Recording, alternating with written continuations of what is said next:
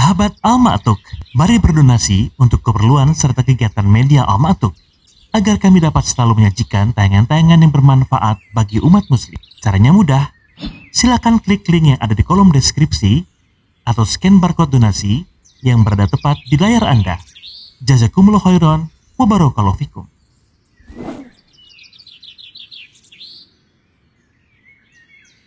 Bismillahirrahmanirrahim. Assalamualaikum warahmatullahi wabarakatuh.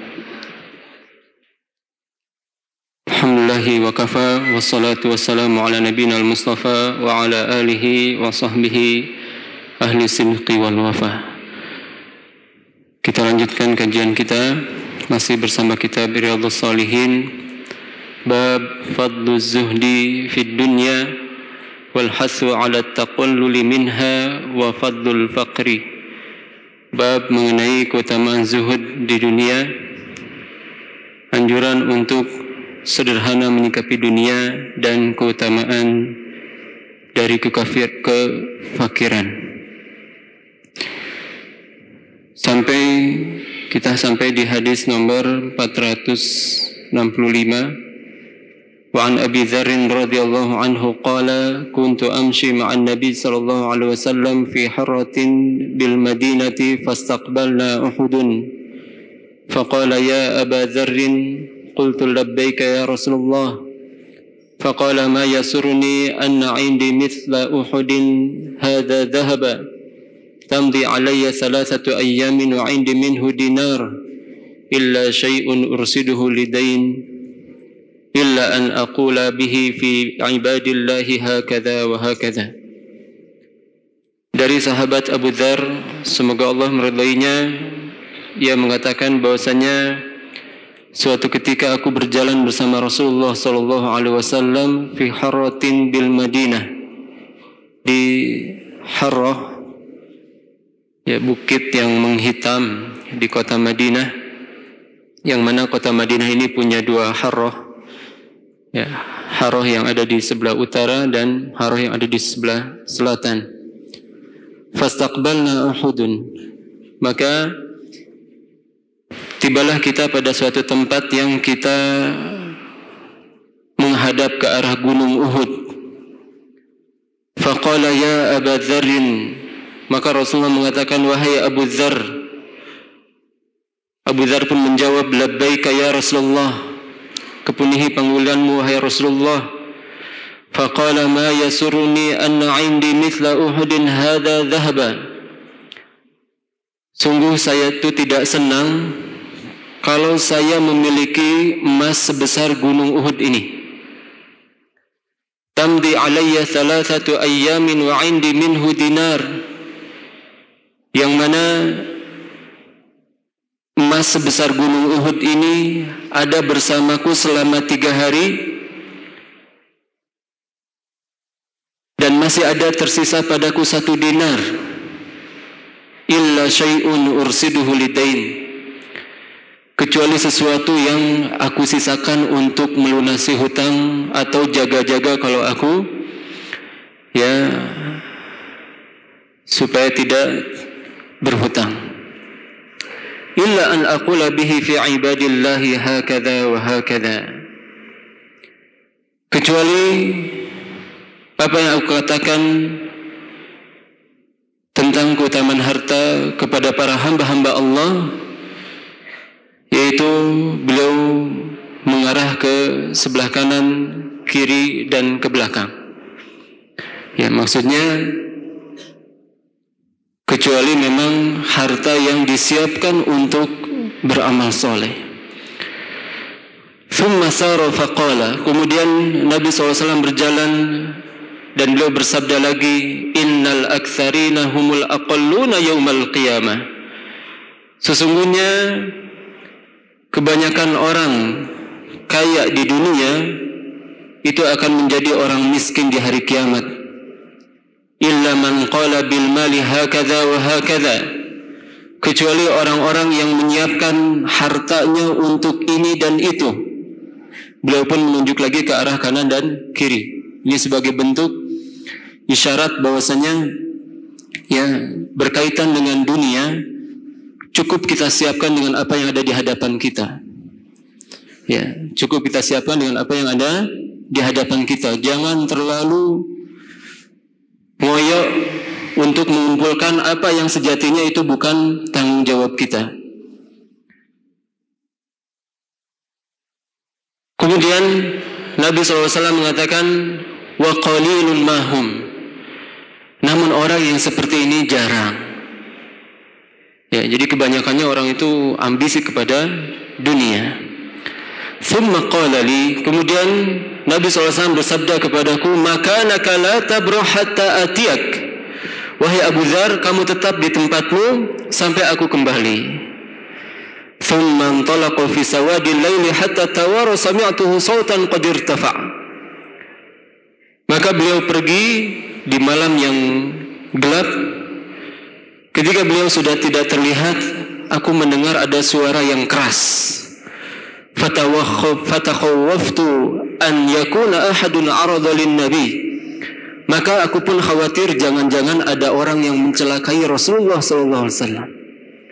Fa aradtu an atiyahu fa dzakartu qawlah la tabrah hatta atiyah. Aku ingin segera melihatnya, namun aku ingat Nabi mengatakan kamu jangan pergi, kamu jangan mendatangiku sampai aku yang datang kepadamu. Tetap di tempatmu sampai aku datang kepadamu. Falam abrah hatta atani. Maka Abu Dzar pun tetap di tempat itu sampai Nabi SAW datang kepada beliau.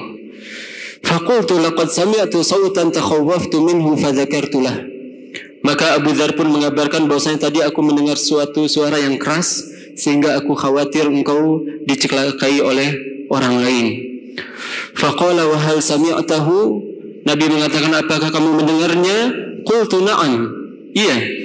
Qala dzaka Jibrilun atani faqala ma min أو من مات من أمتك لا يشرك بالله شيئا دخل الجنة. Kata Nabi SAW, barusan datang Jibril kepadaku, kemudian mengatakan siapa saja dari umatmu yang meninggal dalam kondisi tidak melakukan kesyirikan, maka dia akan masuk surga. Maka Abu Dzar pun bertanya, wa in zana wa in saraq, wahai Rasulullah, walaupun dia berzina, walaupun dia mencuri? Kata Nabi SAW, wa in zana wa in saraq, walaupun dia berzina, walaupun dia mencuri. Ini hadis diriwayatkan oleh Bukhari dan Muslim, dan lafaz yang barusan dibacakan adalah lafaz Al-Bukhari.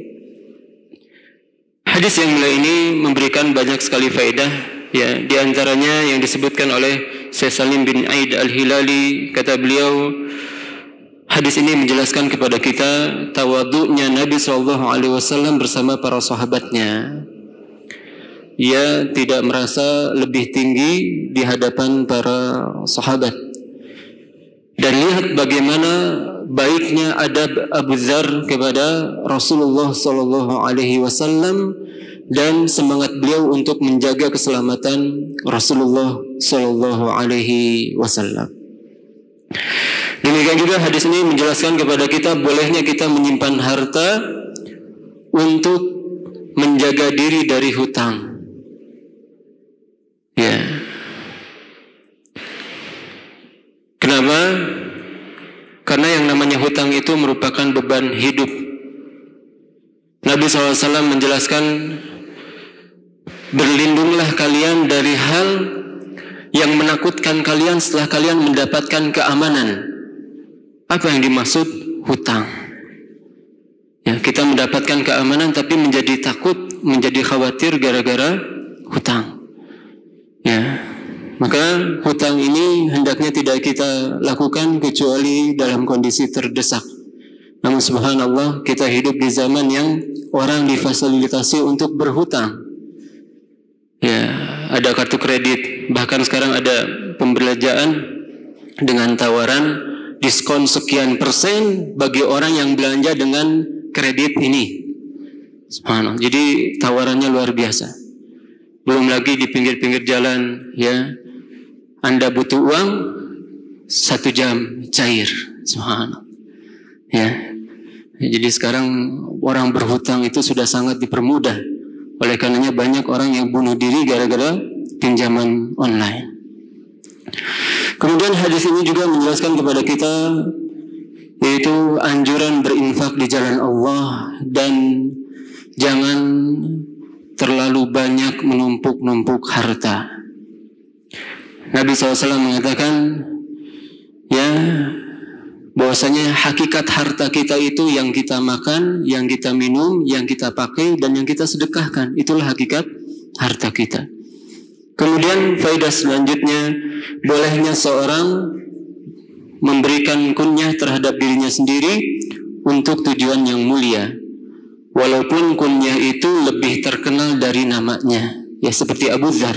Abu Dzar kunyahnya lebih terkenal daripada namanya. Kemudian hadis ini juga menjelaskan kepada kita wajibnya mentaati peraturan walaupun secara logika kita tidak masuk. Ini kayaknya nggak masuk nih. Ini aturan, jalankan saja dulu. Ya, ini perintah, lakukan saja dulu. Walaupun menurut logika kita tidak masuk. Ya, lihat bagaimana Abu Dzar. Kata Nabi, diam kamu di tempat, jangan kemana-mana. Padahal ketika itu terdengar suara. Ya, tapi Abu Dzar tetap melakukannya, sehingga ini menjelaskan juga kepada kita bagaimana semangatnya para sahabat untuk menjalankan perintah Rasulullah Sallallahu Alaihi Wasallam. Demikian juga hadis ini menjelaskan kepada kita bolehnya seorang guru bertanya kepada murid dalam rangka untuk melihat bagaimana kemampuan berfikirnya.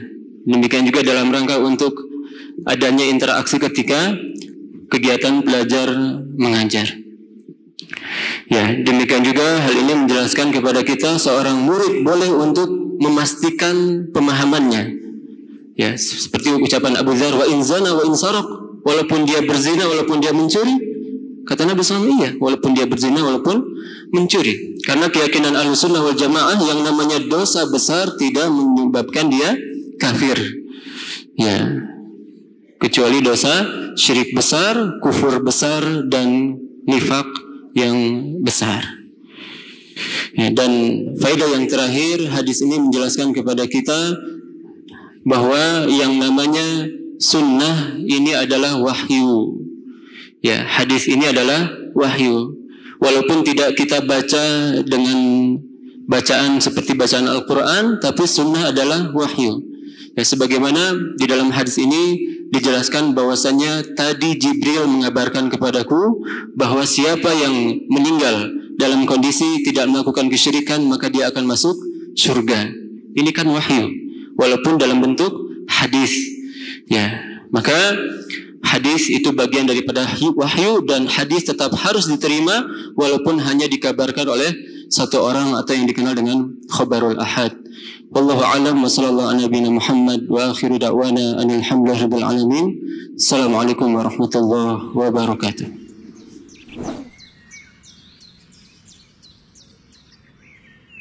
Sahabat Al-Ma'tuk, mari berdonasi untuk keperluan serta kegiatan media Al-Ma'tuk agar kami dapat selalu menyajikan tayangan-tayangan yang bermanfaat bagi umat muslim. Caranya mudah. Silakan klik link yang ada di kolom deskripsi atau scan barcode donasi yang berada tepat di layar Anda. Jazakumullah khairan wa barakallahu fikum.